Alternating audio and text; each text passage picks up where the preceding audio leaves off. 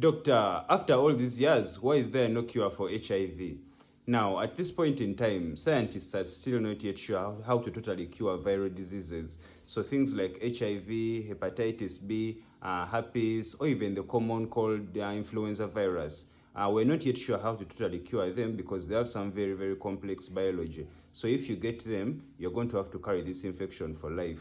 If you paid attention to your biology teacher in primary school or high school, they might have taught you qualities of a living things. So living things will respire, they burn oxygen and glucose to form energy, then they grow. So from a baby to an adolescent to an elderly person, they respond to stimuli. The way you'll find a plant that is growing within a building, growing towards the sun so it can get the sun, and you find it really curved.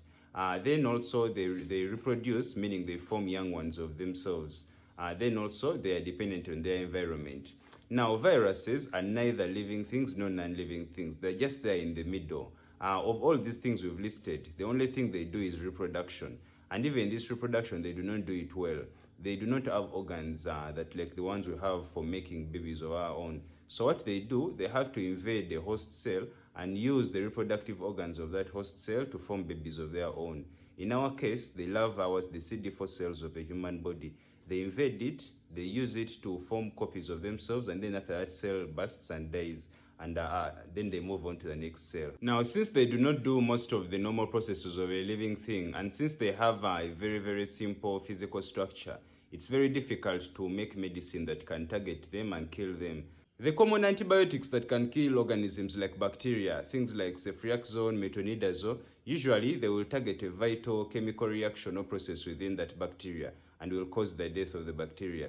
But the thing with viruses, since they do not perform most of the expected processes of a living thing, it's very difficult to form medicine that can kill them since there are very, very few chemical reactions to target. So you find that it is possible to make some medicine that can suppress the HIV viral infection. For example, the ARVs, by just affecting how it uses the host cell's reproductive machinery to form copies of itself.